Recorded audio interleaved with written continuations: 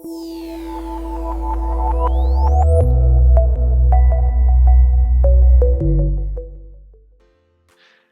everyone, what is up, and welcome back to another episode of Wintuition. I'm your boy CJ, aka Papa Siege on Discord and Moxfield, and I am bringing you a Magic the Gathering cEDH set review for the Foundations set. And boy oh boy, what a set. That is not contributing almost anything to cEDH. But I will say that I have selected about 5 or 6 cards that are very questionable, but I'm going to plead my case on why they could see play in the format. And feel free to roast me in the comments below on why I am probably wrong. But nevertheless, I do want to take this time to thank the sponsor of the channel, TOA, or TOA as they're known. They're the purple booth at Magic Cons and SCG Cons across the US. TOA, thank you for your support. We really appreciate you and your team. And if you want to help support this channel and enjoy the content we put out and are in the market for singles or sealed product, you can head over to the TOAmagic.com and check out their singles they have as well as sealed product on their website.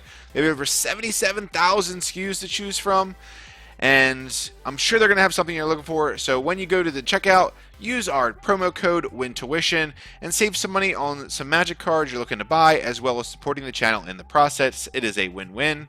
But if you're not in the market for singles or sealed, that's okay. A simple like, a subscribe, and a share goes a hell of a long way. And no matter how you support us, we appreciate you no matter what. So thanks. And now it is time to announce the winner of our raffle, if you will, our 1,000 subscriber milestone, where we have selected one person to join us for a webcam game of cEDH to be featured on the channel. And the winner is RAVENRIDER. Oh, over there we go. Congratulations, RAVENRIDER.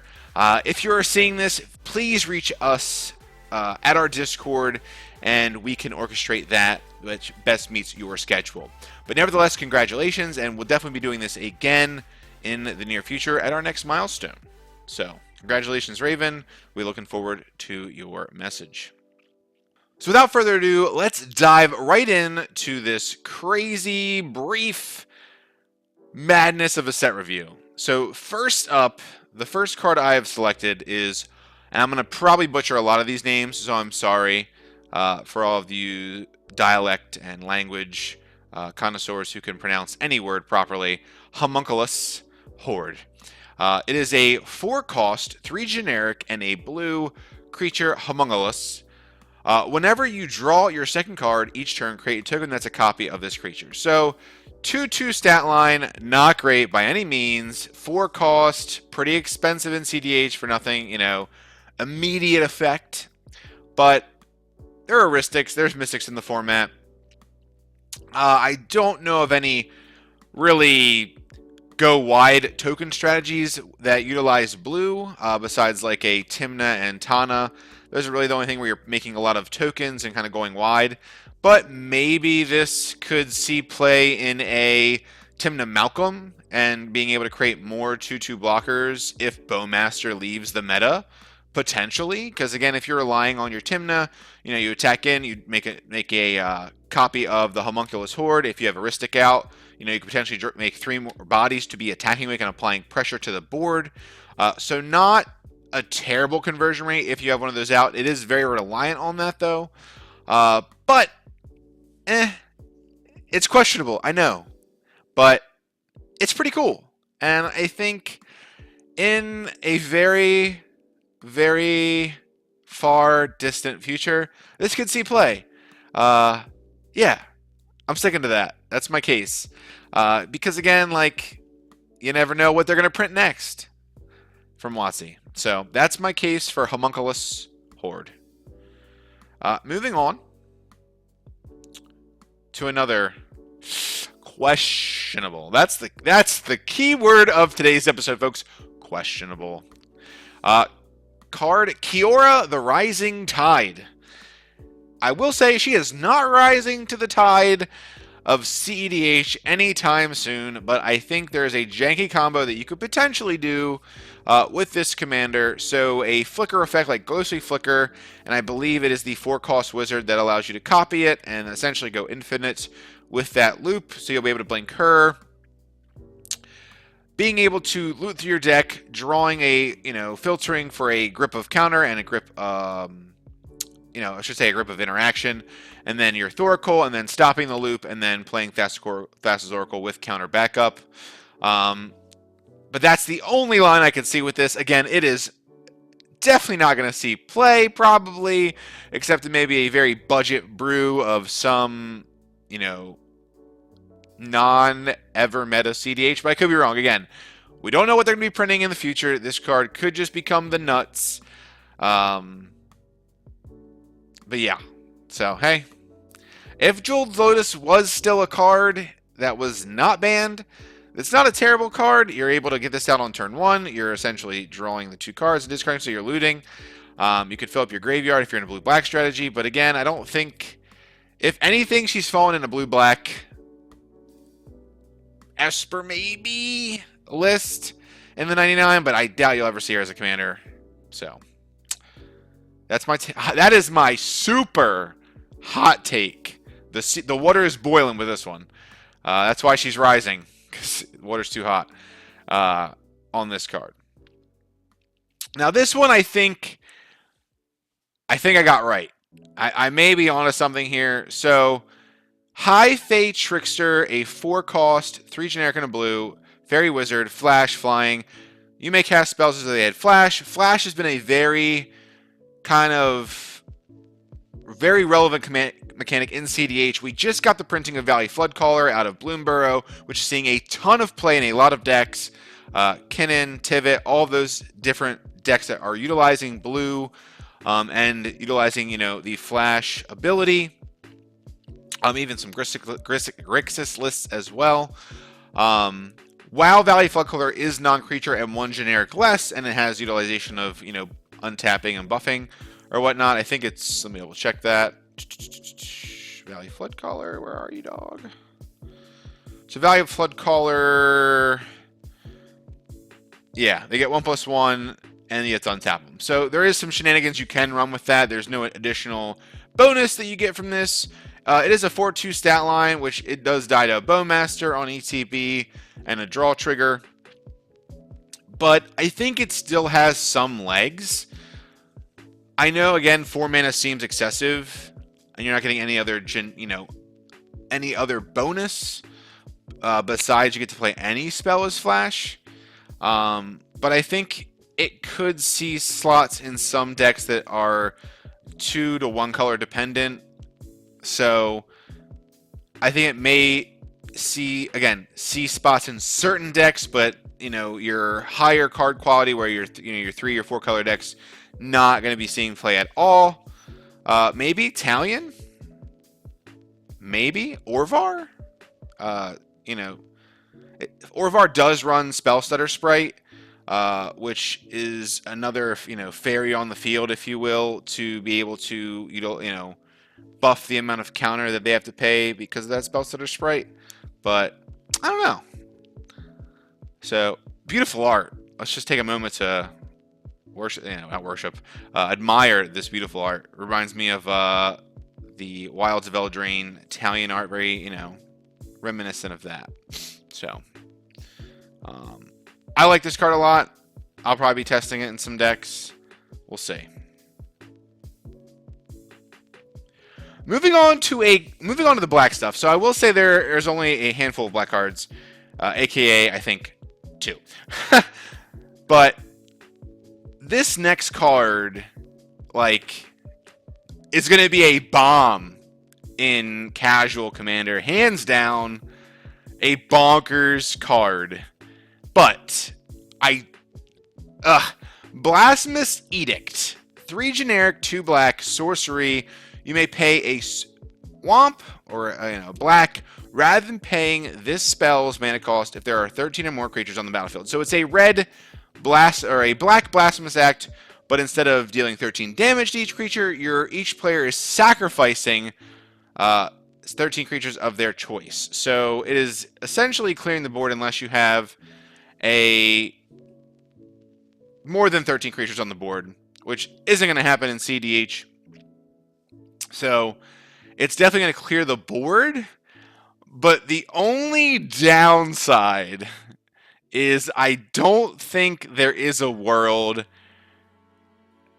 as of right now, for the foreseeable future, where we're going to see decks that are, putting that many, where you're going to see decks with that many creatures on the battlefield. Like, in the sense, you're going to see 13 creatures in play. Like, I feel like most decks, 3, 4. I mean, unless, you're going up against 3 Kinnons that are, just vomiting out dorks and, some beefy things from those Kinnon activations.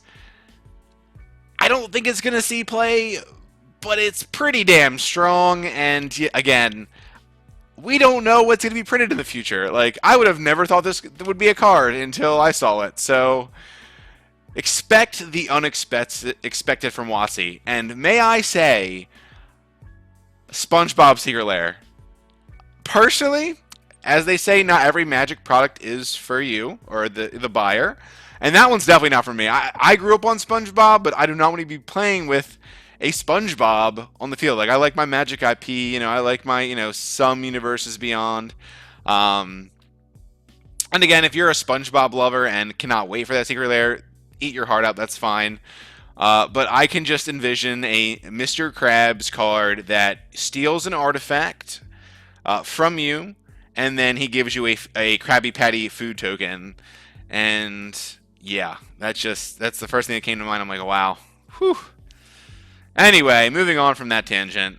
Blasphemous Edict, is it cEDH playable? I don't think so, but again, the meta is changing. Things have been banned. Things are happening. So, if we see a Bowmasters banned in the future, will we see more creature-based decks, gaining more momentum in the format? It's a possibility. So, this might be a blasphemous take, but roast me all you'd like.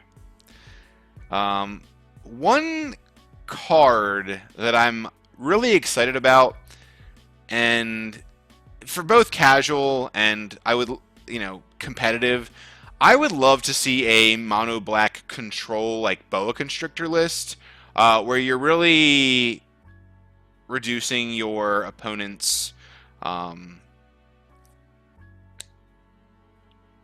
hand. I mean a discard strategy in cEDH. I mean like a mass discard. Because Tiny Bones is such a awesome character and awesome. You have 3 Tiny Bones now, all with very unique in their own right. And I would just love to find make a cEDH brew or have a cEDH viable deck that utilizes this guy. Tiny Bones, Bauble Burglar. He's burgling the baubles. 2 cost, 1 generic and a black. Legendary creature, skeleton rogue. Whenever an opponent discards a card, exile it from their graveyard with a stash counter on it. So, pretty solid.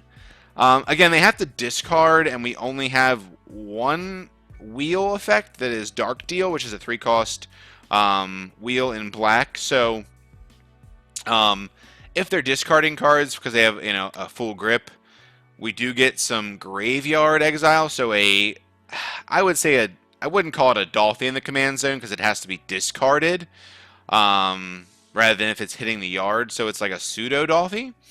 And then it says, during your turn, you may play cards you don't own with stash counters from exile, and you may and mana of any type can be spent to cast those spells. And then for 3 and a black, tap Tiny Bones. Each opponent discards a card, and you can activate it only as a sorcery. So, pretty mid. You have to have a lot of enablers for this to gain legs. So, we have cards like Oppression, and things of that nature. Hymn of Torok and whatnot. But there's really no, super mass discard. I should say, very strong mass discard cards. And that's kind of the only thing. If they were to print more, I could potentially see this being a very, not super strong, but a very fun competitive deck if it gets the right pieces in the future. I think a lot of people enjoy Tiny Bones, especially the most recent printing before this one comes out, which is from Thunder Junction, where you can steal stuff from the yard.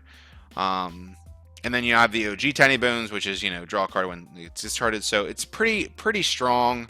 You'd be able to run all three in the deck, but I just don't. I want it to be good. Like, I want it to be a great cEDH deck. It just does not have the legs, unfortunately, that it needs to be viable at this moment in time. So Tiny Bones, you keep burgling as many things as you can to get resources to become a deck for us dreamers. Moving on to some red stuff, we got a couple cards, aka one. Fire Spitter Whelp. It's a uncommon, 2 generic and a red, dragon flying. Whenever you cast a non-creature or a dragon spell, this creature deals 1 damage to each opponent. It's just another pinger for Obnixilis. For all my Obnixilis players out there watching the video, it is a flying body. A lot of the pingers are usually on the ground, so being able to get in for 2 in the air is pretty decent if you're trying to apply lots of pressure on those Grixis players, utilizing Adnaws and whatnot. Just a generic, decent card. It is a 3 cost for a 2/2. A lot of the better ones are a 2 cost or even a 1 cost pinger. So if you're on a budget, I mean, most of them are pretty budget anyway. I mean, this is going to be, probably really easy to pick up if you're trying to build an ob deck. So that's all the cards I have. But I do have one more card, and it's just, I just want to admire this with you. This is one of my favorite cards from this set. I should say my favorite art as well. Big Fin Bouncer. Love sharks, and this art is just chef's kiss. Such detail, and the flavor text is phenomenal. You know how to swim, don't ya, chum? Like, I can imagine Bruce from Finding Nemo saying this line. Like, that's what I imagine. Just, this is Bruce. So my favorite card from the set. Yeah, can't say enough about it. I mean, it is not a phenomenal card because it says whenever this creature enters, return target creature an opponent controls to its owner's hand. So just bounce shenanigans. So great for limited. Not great for C. Not great for really casual. But what a great card. Great flavor. This is one of the things I love about Magic because of these little things. But yeah, that is the set review. All 5 cards that we went over. Super brief. 20 minutes roughly as I'm recording right now, looking at the timer. But nevertheless, let me know what your thoughts are on these cards that I've gone over. Where do you think they're going to fall? Do you think they'll become playable in the future? I would love to know your hot takes. Please be kind to me on the comments, though. But nevertheless, as I like to always say, thank you all for watching. If you like this video and want to see more, feel free to check out our page. We have tons of cEDH gameplay videos out for you to enjoy, as well as a few deck tech videos. But that's going to do it for today. I'm your boy CJ. We'll catch you next time on Wintuition.